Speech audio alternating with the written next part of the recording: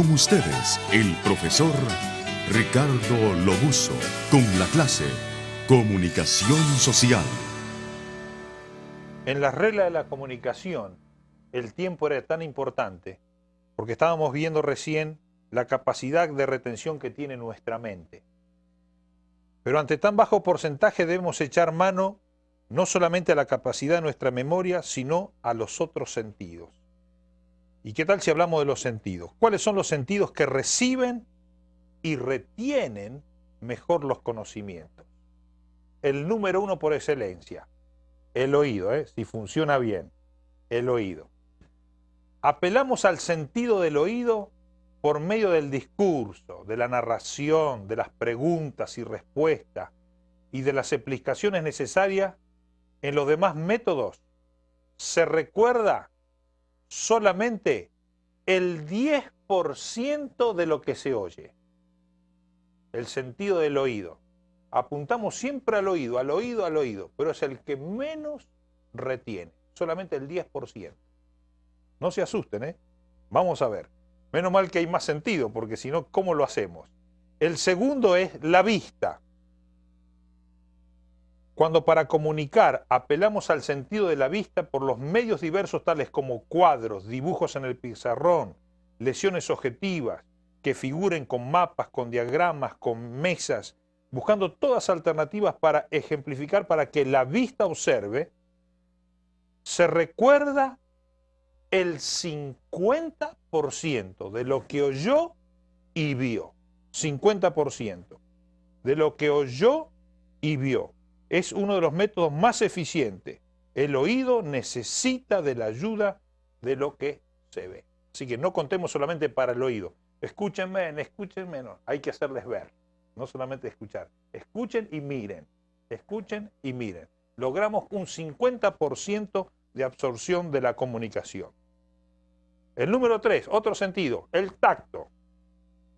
Los niños pequeños aprenden mucho por el tacto. Si uno observa al bebé, él se da cuenta, todo lleva a la boca, quiere tocar los sentimientos, el sentido del tacto. El niño usa muchísimo el tacto. Si ampliamos el sentido de la palabra tacto a lo que uno hace, podemos decir que es uno de los medios más importantes de la enseñanza. Lo que se hace se graba más en la mente que lo que se oye o se ve. Se recuerda el 80%. Cuando hay mano de obra suya, interviene el tacto suyo. No solamente oyó, vio, tocó, palpó, recuerda entonces el 80% de lo que se hace. Entonces en comunicación apelemos al sentido por medio de trabajos manuales relacionados con la lesión de la participación en el desarrollo de lesiones que sean objetivas, hacer dramatizaciones, ademanes, repaso de la lesión con figura para ilustrarlas con ejemplos bíblicos. O sea, que sea algo dinámico, apelando a los tres, el oído, la vista y el tacto. Vamos a lograr de esta forma que se retenga el 80% de lo que quisimos comunicar. Así que mantengan bien presentes estos tres elementos. Pero hay más sentidos. El olfato. Y aquí lo tenemos a favor y en contra, el olfato. En la escuela dominical casi nunca consideramos el olfato como medio de recibir la enseñanza.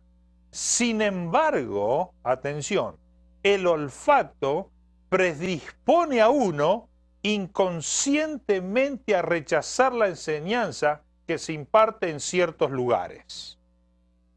Por eso es tan importante una buena ventilación en el aula, el aseo personal, tanto del maestro como del alumno, el cuidado con todo el servicio de higiene. Y si vemos, por ejemplo, en la Biblia, en el Antiguo Testamento, hay capítulos enteros que demuestran la importancia de la higiene y la limpieza ante los ojos de Dios. Es importante entonces seleccionar para tener actividades, chequear qué olor hay ahí. El olor afecta a las personas en la capacidad de retener la información. Se recuerda el 85%, aumentamos un 5% más. Si donde estamos se huele bien. Imagínense una actividad, por ejemplo, un programa al aire libre, una actividad para evangelizar niños, al lado de una fábrica donde larga un olor nauseabundo. ¿Qué se van a acordar los niños? De la lección, de la clase, de lo que le hablamos. Se van a acordar del olor que largaba esa fábrica allí. Eso es lo que, solo se va a acordar de eso. ¿Eso queríamos comunicar nosotros? No, nosotros teníamos un mensaje, un texto, un contexto bien preparado para animar y dar, y el olor nos arruinó toda la clase. Por eso el olfato es un elemento que aumenta un 5% más, que ayuda a retener toda comunicación. Y para completar otro porcentaje más, otro sentido más, el gusto. Los labios, el gusto. Es otro sentido que casi nunca se emplea, pero bien podría usarse para grabar en la memoria ciertas lesiones. Ejemplo, si usted está dando una clase sobre el maná en el desierto, la multiplicación de los panes y los peces, dar un poquito de agua o un pedacito de pan para que lo agarren y lo coman los alumnos. Escucharon la clase, se ilustraron, oyeron, vieron, participaron, gustaron, palparon y también degustaron, probaron un poquito de pan o un poquito de agua. Si logramos que intervengan también el gusto, logramos de esa forma captar el 95% de lo que hemos querido comunicar. Así que mire qué bueno, ¿eh? Todos los sentidos utilizándolo como herramienta para que la comunicación sea efectiva y llegue a un casi 100%. Cuando utilizamos el gusto, no se usa mucho como técnica de enseñanza para verdades espirituales. La boca de los alumnos sí se puede emplear para el aprendizaje. Lo que el alumno habla tiene para sí más importancia de lo que le dicen. Por eso hay que hacerle repetir al alumno, que el alumno hable, que el alumno se exprese, que el alumno se manifieste. A veces la ley de la repetición ayuda en la memorización. Se recuerda el 90% de lo que se habla.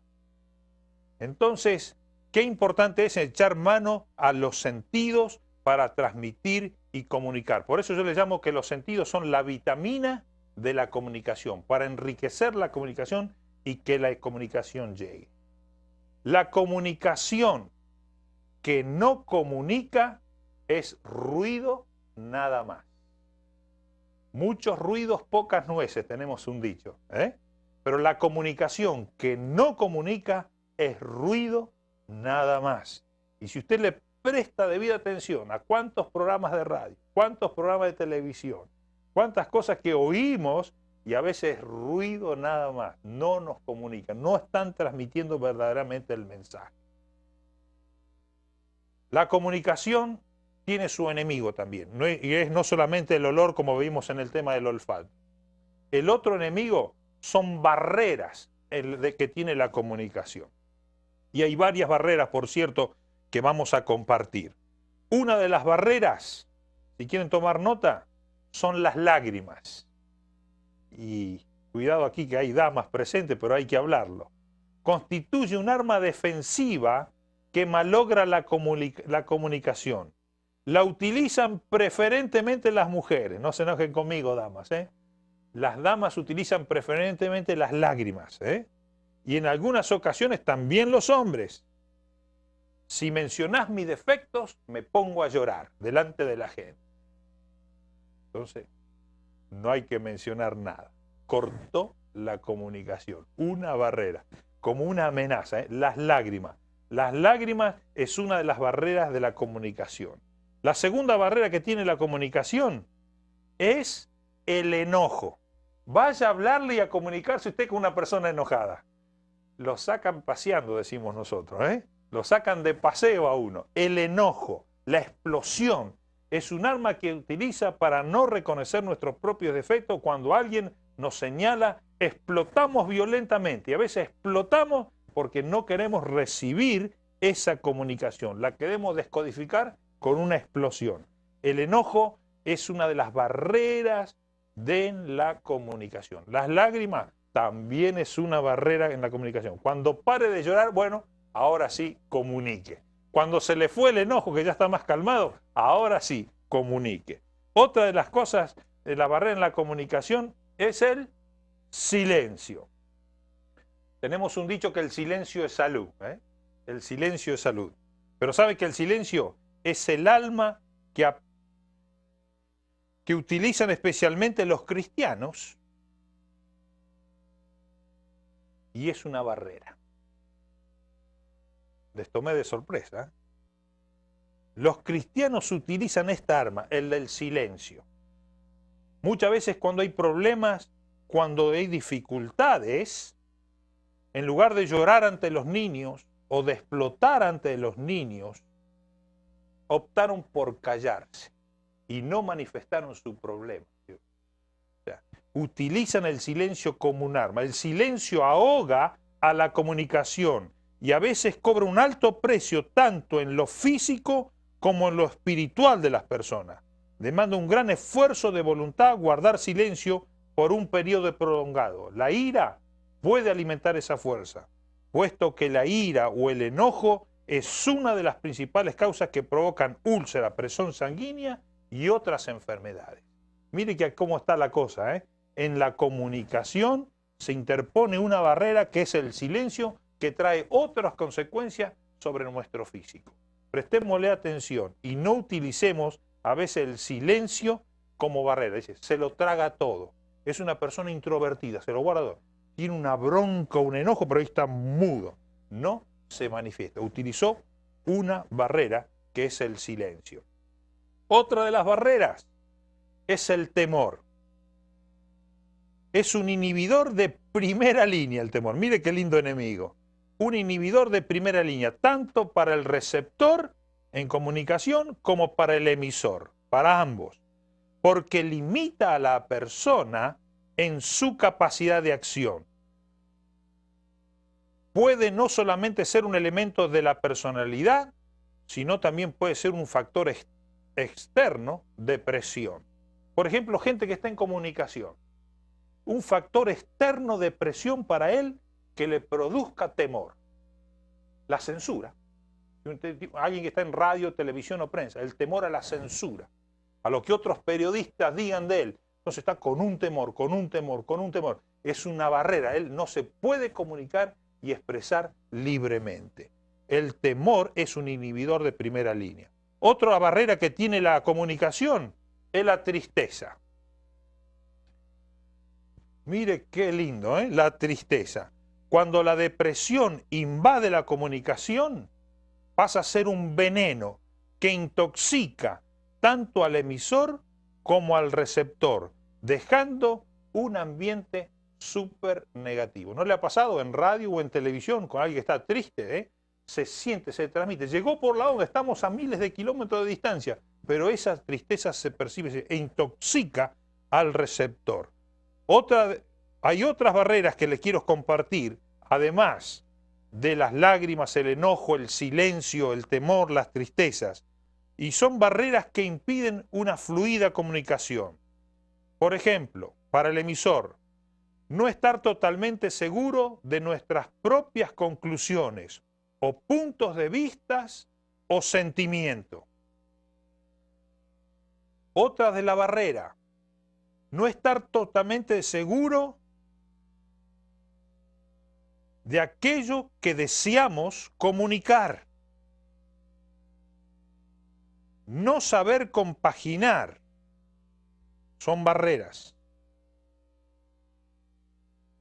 Ausencia de provechosos contactos personales. No hacemos contactos personales. No somos capacidad de hacer amistades y compañerismo. Son barreras que a la larga afectan la comunicación. Otras de la barrera, la falta de ambiente en el cual el individuo se sienta libre para hablar, hacer comentarios, sugerencias y también dar ideas. Ah, esto no se permite, esto no se permite, esto no se permite. Entonces está totalmente limitado. Son barreras que impiden a la comunicación, a expresarse. Otra barrera es la falta de escuchar atentamente a lo que otros tienen que decir antes de hacer nuestros propios comentarios y sugerencias. Mire cuántos dolores de cabeza nos ahorraríamos, ¿no? escuchar atentamente antes de tirar rápidamente nuestro propio comentario o sugerencia. Siempre nos pasa a nosotros. Nos anticipamos, ya damos nuestra opinión.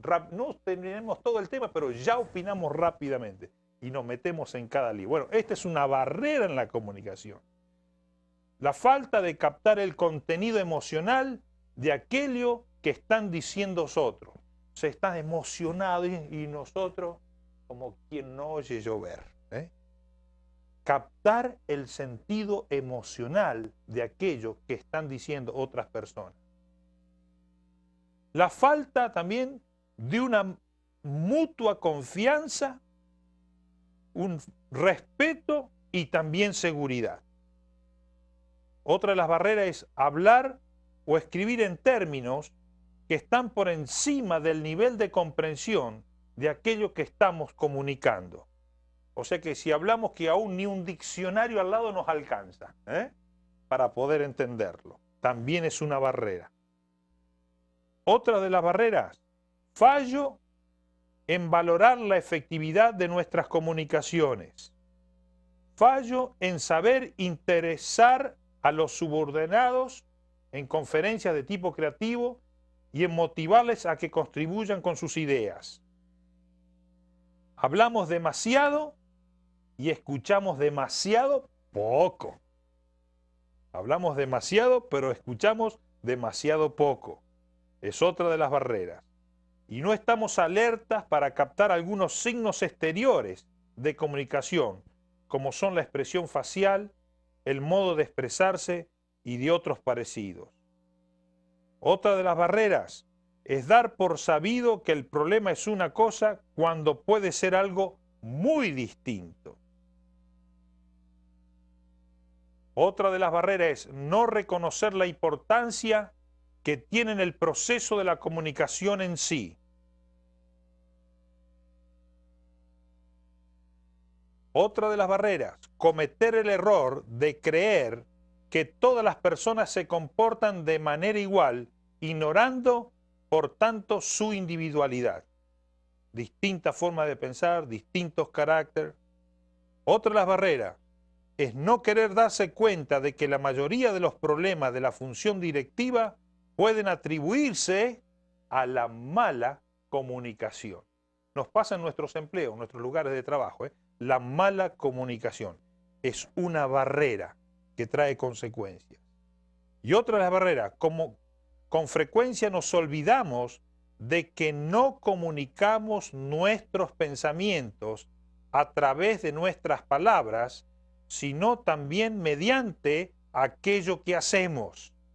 Hay que tener siempre presente las palabras de Emerson. Mire lo que dijo. Lo que tú eres me grita tan evidentemente que me priva de oír lo que diciendo estás. Lo que tú eres me grita tan evidentemente que me priva de oír lo que diciendo estás. Ay, ay, ay, Qué desafío acá. Nuestros gestos, nuestras actitudes pueden hablar tan fuerte que no nos permiten oír lo que me estás diciendo. Y también, además de barrera a la comunicación, tiene enfermedades. Está bastante enferma la comunicación y con unos diagnósticos bastante difíciles. Miren, una de las enfermedades de la comunicación es, y ya lo estuvimos viendo, la incomunicación. El otro diagnóstico es la mala comunicación. Hay comunicación, pero es mala, está enferma. Después hay una comunicación que es capciosa. A diario vemos en los medios una comunicación que no es genuina, es capciosa. Hay otra comunicación que tiene doble sentido. Nos están mandando un código, pero distorsionado. Queriendo decir algo, pero están diciendo distorsionado con otra cosa. Otra de la enfermedad de la comunicación es la comunicación confusa. Comunica, pero no comunica. Dice lo que dice, pero no quiere decir lo que dice. Es confusa. Y la comunicación etérea, que dice lo que dice, pero nunca dijo nada. habló, pero nunca llegó a puerto seguro. Estos son enfermedades de la comunicación. Lo que dice, pero no sirve en ese momento. No lo dijo en el lugar adecuado ni en el momento justo. Decir algo que no sirve, sirve, pero no sirve en ese momento cuando lo está diciendo. Por eso, comunicación tiene barreras, tiene también su enfermedad, pero también la comunicación tiene su historia. Y gracias a la comunicación tenemos el legado de la historia de este mundo. Primero por tradición verbal, luego por la tradición escrita. Los sucesos han llegado hasta nuestros días. En este sentido, como cristianos debemos darle un espacio importante a lo que comunicamos, previendo que esto será para nuestra historia, para las futuras generaciones. Cada día que nos toca vivir es una página en blanco, que estamos escribiendo nuestra propia historia para la posteridad. La historia depende y se debe a, mire a qué, ¿quién la contó? Alguien la contó la historia. Segundo, ¿quién la escribió? Tercero, ¿quién la comunicó? Cuarto, ¿cómo la escribió? Quinto, ¿cómo la contó? Y sexto, ¿cómo sucedió? Con estas 6 preguntas puede cambiar la historia. Y sería bueno que por nuestras próximas generaciones no descuidemos este punto. Escribir la historia de lo que nos toca vivir, gracias al legado de la historia. Pero tenemos que escribir, hermano, dejar por escrito lo que estamos viviendo hoy día nosotros. Compartir con la próxima generación nuestra propia historia. No debemos vivir solamente de la historia que hemos recibido, debemos dejar historia. Y como cristiano, más que nunca, debemos dejar la historia. Los 4 evangelios nos cuentan desde 4 puntos diferentes la historia de Jesús. Es un mismo evangelio, pero son 4.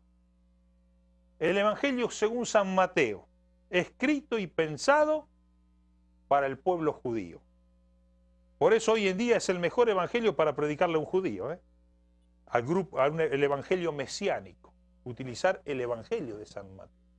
Se escribió la historia, el evangelio pensando en alguien especial.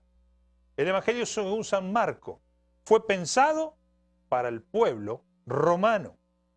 El evangelio según San Lucas fue pensado para el pueblo griego. Y el evangelio según San Juan, el evangelio del amor, fue pensado para los cristianos. 4 evangelios, 4 historias escritas con propósito. Por eso qué lindo que como comunicadores, como cristianos, más que nunca, así como hemos recibido un legado histórico, dejemos un legado histórico en comunicación. Lo que nosotros comunicamos ahora, quién lo contó, quién lo escribió, cómo se contó. Y podemos ver nuestra historia y cambiar de cada uno de nuestros países latinoamericanos. Según quién escribió la historia, es como se contó. Por ahí hay una historia diferente, pero el que la escribió ganó de mano. Informó. Muchos creemos en nuestra historia por quién lo escribió. Por eso es importante ver, y me encanta aquí, las diferencias de los 4 evangelios, San Mateo, San Marcos, San Lucas y San Juan. Un mismo evangelio, pero para 4 historias diferentes. Y qué hermoso que en comunicación podemos hacer lo mismo, tener este legado, saltando las enfermedades, saltando la barrera, ser unos comunicadores que podamos transmitir para nuestra próxima generación. Luego pasamos en unos minutos entonces a la comunicación bíblica.